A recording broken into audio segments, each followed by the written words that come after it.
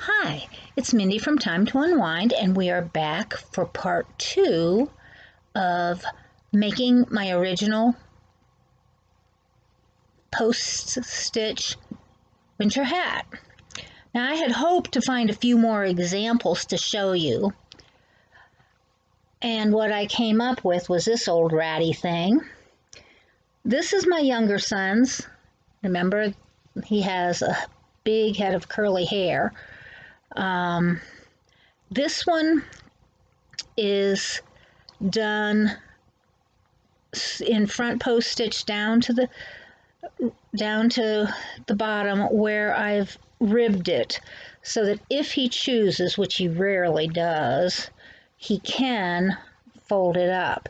If I wear his hat, which I could, I didn't think about that, I would always wear it folded up.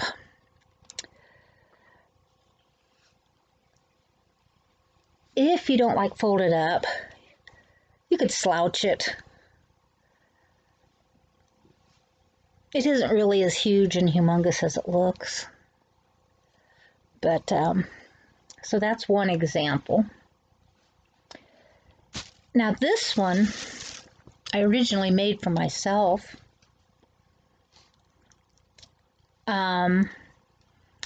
This one looks a little different because I knit it extra large, crocheted it extra large, and show you what the inside looks like. Doesn't look quite the same, does it? Crocheted extra large out of 100% wool. Put a fancy brim around the bottom. Threw it in the washer. Threw it in the dryer, threw it back in the dryer, until it fit. So now I have something that's very windproof. What I eventually decided was that I did not like the brim because I have enough trouble seeing, and when I'm in the car, this blocks my vision from the sides. So kind of gave that to Tracy. And I have started another humongo hat. This, you will see, does not have, this is one nice thing about these. When I'm closing them up, I stick my yarn inside, clamp it with the hook, and just carry it around. But this does not fit my instruction to you to come right to the end. No, you need to keep going, and you need to make it so it comes down to at least here, so that when you shrink it, you can still make it fit by the time it closes up. Wait a second. I pulled out half a stitch. Get this in here so I don't pull it anymore. And then just tuck this through like I do. And that will all stay together. This too is 100% wool.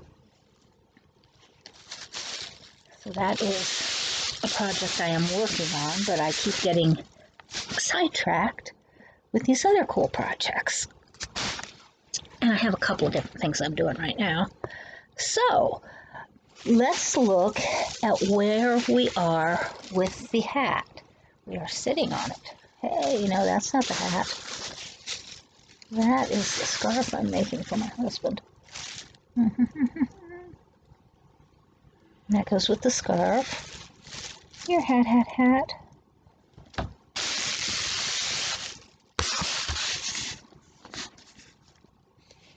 Nothing like feeling disorganized. Okay, so here I am. Move this back a little bit so I have some working room here. All right. You remember we buried the end, and I told you to continue out until it came out to the edge of your head. Now, right now I have 7, as we were planning, sets of, currently I have 11 stitches in each set. Now, I know from past experience that with a yarn like this, with 7 stitches in each, with 11 stitches in each of the 7 spots, 77 stitches usually will give me a decent fit. So I'll put this up here and I'll squish it down and I'll run my finger around, and yes, that's pretty good. Maybe the sides are going out just a little, but it's pretty good. If I am going to make one that goes straight down, say like the white one I just showed you, with or without a brim, it would come straight down. I could go with the 77 stitches. If I choose to rib it, I need to take into consideration the ribbing that I'm going to do. Am I going to do a 1-1 ribbing? In which case it needs to be divisible by 2. Am I going to do a 2-2 ribbing? In which case it needs to be divisible by 4. I can either take this up one more stitch so that I have 78, or actually, as I look at this one, I pulled it out from underneath me. I pulled out the 77th stitch. So at this point, excuse me, dog wants to climb under the blanket. All right, she likes to burrow. There we go. At this point, I have 76 stitches. 76 will divide into either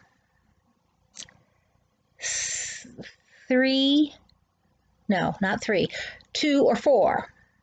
So at this point, if I want to rib it, I can just continue on down. I know there's a fuzzy sticking down from there. I can see it.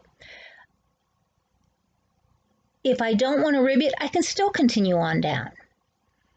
If I would want to do something that would be divisible by 3, I would probably pull back to here and get rid of one more decrease. If I wanted to keep going, I would increase a few more times. Now, if I just wanted to add a couple just to get it to a place where I could increase to make a nice pattern, but I didn't want to increase the whole way around because it would make it too big, I would probably make my increase somewhere off, partway around or halfway around, depending on how many increases I was going to add. And this is where you can play around with it, decide what you want to do. If you want, I was thinking about a 3 instead of 2, like knit 2, purl 1 type ribbing, in which case I would have taken this back to here and gotten rid of one more increase. And from there, we just start going around and around and around. Now, I usually like to bring it down so that it covers the bottom of my ear before I do anything else. You may choose to do it however you want, but I would get it to here before I even think of ribbing. That's me. I want to be able to fold that up and get a second layer. This ear. Okay, so we're back, and I have, starting here, remember I had 76, I had dropped one increase, and I started going straight around with no increases, and as you can see, as I was discussing, it didn't go straight down. It didn't just go straight. It still went out a little bit. And I periodically tried it on. I smoothed my hair down before I came back. And when it got to just about here, I realized it was just a little tighter than I wanted it. Now I had chosen 76 because that would allow me to do either 2 by 2 rib or 1 by 1 rib. Well, I added in a couple of stitches. I don't think I can show them to you too easily because they do blend in very well. I could probably find them if I really took the time. But I added in a couple of increases, one on each side, so I took it back up to 77 and then beyond to 78, and just to give it a little more give so that when I'm wearing thicker glasses, they don't crush my ears. So that was at this level. And I could have stopped there and put a brim on it, maybe put some ear flaps on it and brought it up on top. I thought about it, but I'm trying to show you the classic original style. So here I am down. As you can see, it comes down just to the top of my earlobe. And so I will probably want to put a minimum of 1 or 2 more rows on this because I want my ear covered. That extra little bit of give has made that comfortable over my ears where it would have probably been tight otherwise. You can make those adjustments. Now, if you had wanted to, there were things you could have done, and you still have the option. You can do some of these in back post as opposed to all front post. If you do it on graph paper, you can make a design. I have incorporated designs before. I have none of these left. Oh, don't you love my hook? I've done this with 2 colors. I once made one in really, really thick yarn. I was going to learn to ice skate. For one with my coordination, this was a true undertaking. It was a red hat, and I used white for stripes, only my stripes were crisscrosses and things like that. And crisscrosses and stripes and crisscrosses and stripes, I think it was. And the nice thing about doing the 2 color is that you can hide your ends so easily underneath this, and you can bury your ends very well, and so it's very easy to do that. So it looks nice, and you can run your yarn through the back as well, or you can crochet over it and still bury it and things like that. There are a lot of things you can do. But if you wanted to chart out, instead of charting out those X's and O's or whatever you were doing, or X's and stripes in different colors, you could actually do them by switching from front post to back post every time you came to that spot, just like switching from knit to purl if you've ever knit, and making a pattern on these. I have seen that.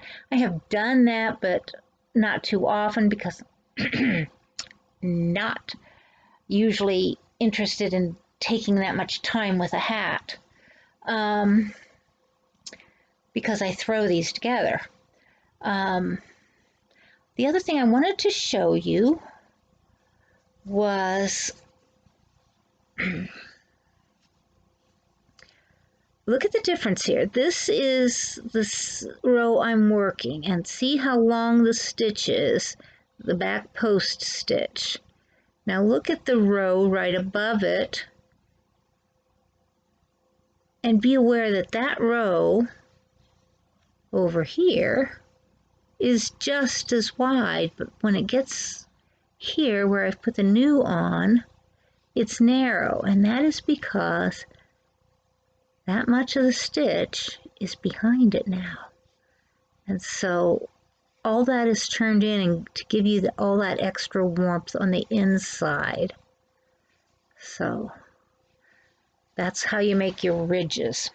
So now at this point, having added the 2 extra stitches, I no longer have the opportunity to do this as a 2-2 rib.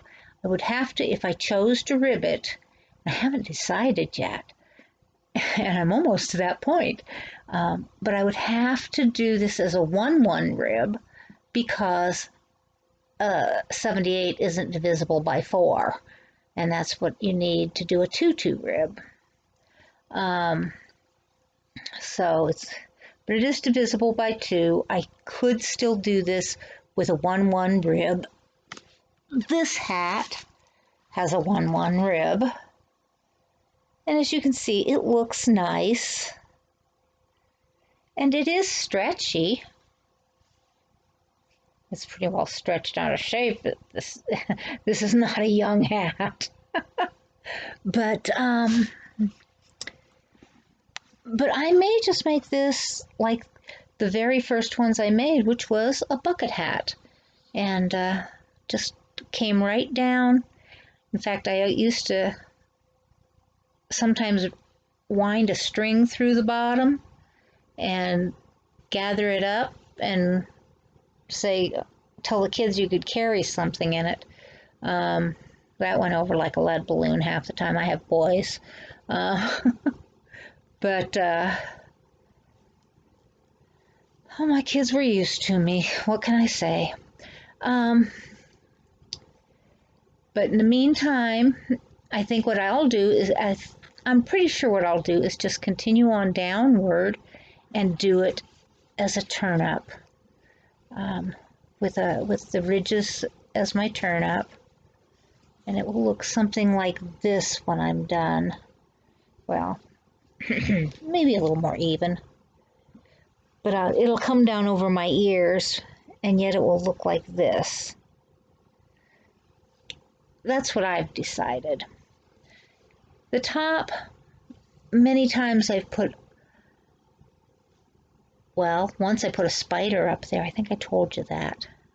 Or maybe I didn't. I once crocheted a spider on top of one of my kids' hat at their request. I've put pom-poms, small, medium, large. I've put nothing. You can put whatever you want, a bow, a pom-pom, a tassel, nothing. You can put little creatures, but you can finish off the hat however you want. Now, had you wanted to do this, I just thought about this. When you very start, if you want to make a hat for a bun, you just don't pull this tight. You would stop it maybe at this wide. In fact, you might not even start it that small, but you would stop it wider, and you'd have to tie it off at that size and bury it right away so that it wouldn't keep getting different sized. Part of the reason I like this striped yarn for showing you is that you can count the rows so easily, and I think I added about 12 rows so far from where I stopped increasing. I haven't decreased at all, but from where I stopped the 7 lines of increase. And so I think I'm just going to keep going for another inch or two, and that would be another 3 or 4 stripes at least. Probably that far maybe. And at that point, I think I'll just tie it off and call it done. I'm going to pause this again and come back and show you how I finish this. Because it's in a spiral, I'll show you how I finish it at the very end. Okay, I came back a little early because it occurred to me that while I talked about ribbing, I didn't show you how to do it. So maybe I'll rib this hat after all. However, what I think I'll do is make a row or two of ribs and show you how to do that, just in case you're not familiar with it. And then I will show you how to bind this off. It's going to bind off the same way regardless of how you're ending it, just because we're spiraling. Now I'm going to bring this around because I always work this crazy thing backwards. But as you can see, this is not level with this. And to finish it off, you want it to come out so that they even out. And so I will show you also how you will do that. Now,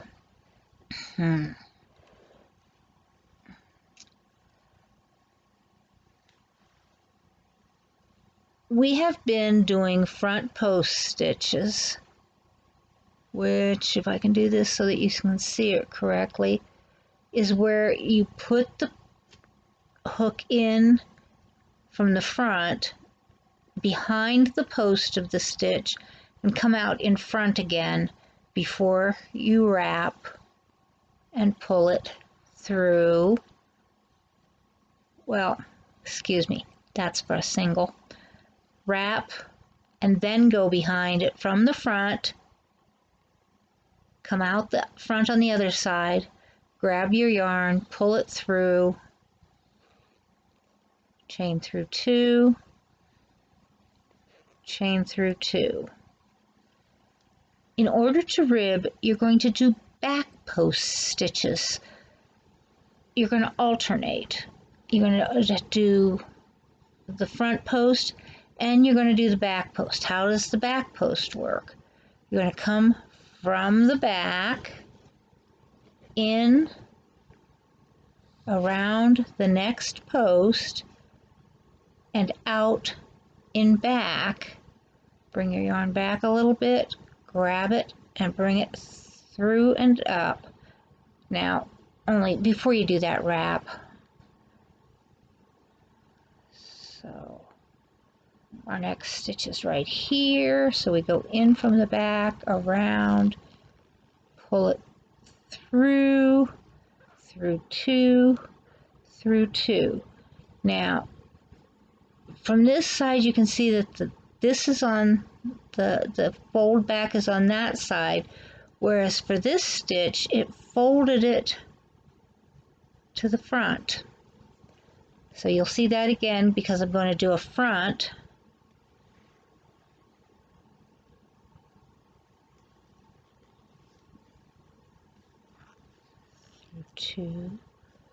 Through two, and now I'll do a back.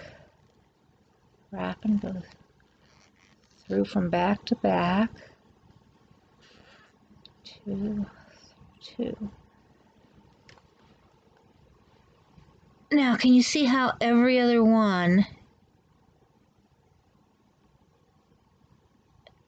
is opposite? You've got almost like what would look like a knitted pearl almost is what they go for. And so you continue this all around, and as you come back, you have to have an even number or you will be doing something like a seed stitch. Hey, it's pretty, and you can do that. But if you're going for a rib, you need the even number and not the seed stitch. So even number so that you're always back posting in the same line and front posting in the same line so that you get the columns of the turns in the same direction, so that this is always turned this way and this is always showing in front. Or in the back, you've got always this turned this way and kind of a channel there.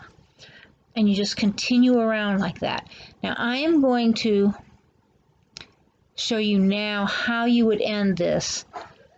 And I will tell you that with this one, I would probably end it over around here on around, just because that's where my yarn keeps changing color. But for just to show you, So I'm going around, I'm doing these post stitches front and back, but now I want to end it, only it's that much higher. So what I'm going to do after going as far as I want with the double crochet is I'm going to change this stitch. The next front post I would make would be a half double. So I wrap and I go around the front, just as we were, and like a half double, I'm going to pull it through all three, wrap, and then do a half double from the back.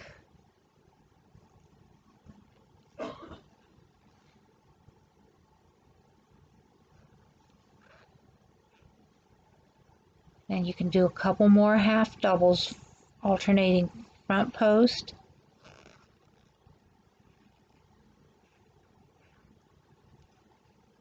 Can't see what I'm doing at that distance. And then back post.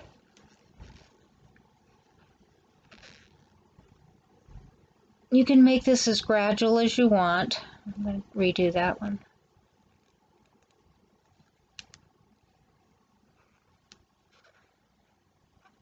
The next thing you would do, though, when you're ready, is progress into, there's a front post single.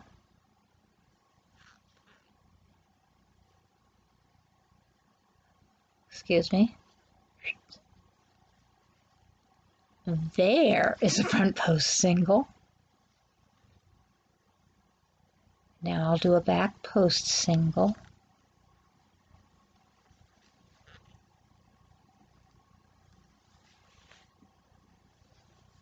And another front post single.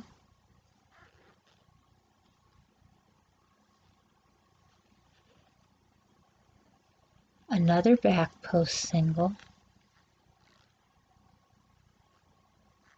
Because I don't want mine to go down too fast. And now I would go to slip stitches. And I slip, usually I slip right across the top.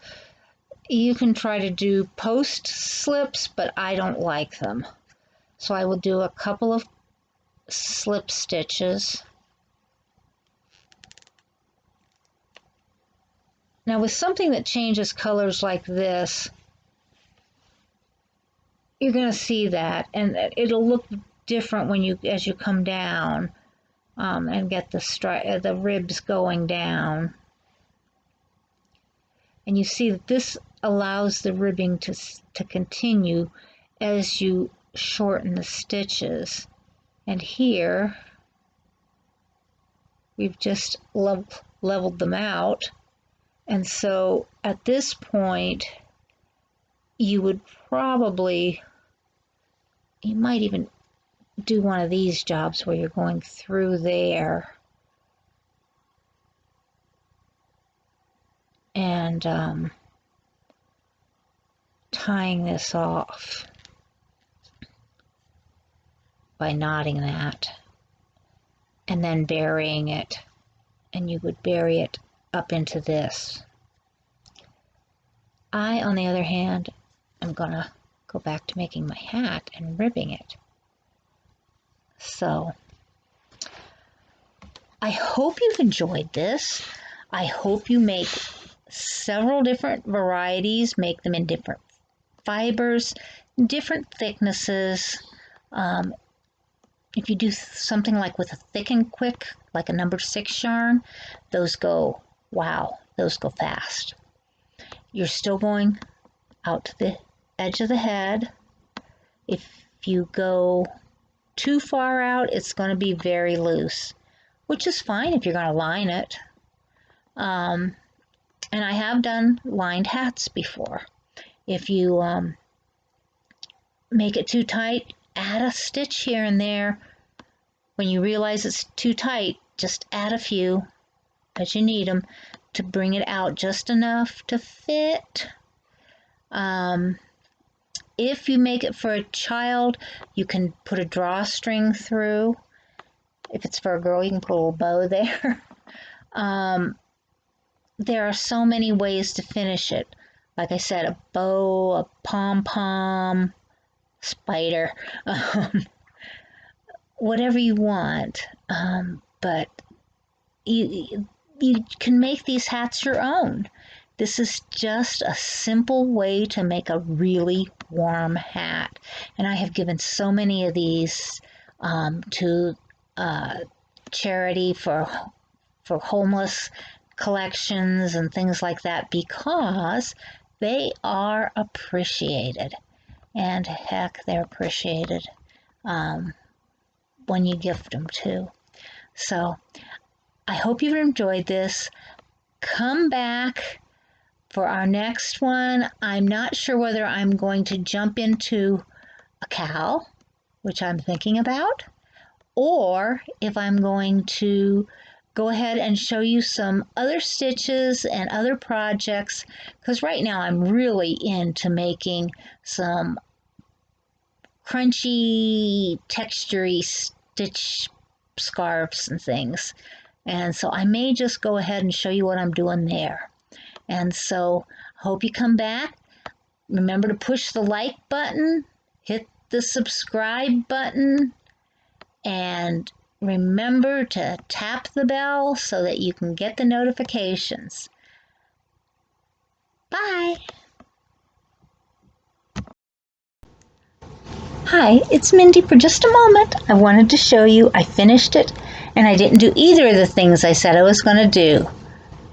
I decided to take an uneven number of stitches and make a front post, back post variation on seed stitch. And so I did. And here it is. And it's deep enough to cover my ears and give me coverage. And even though it's a little less solid, it still works. So do what you want with your hat pattern. It's your hat. Thanks. Bye-bye.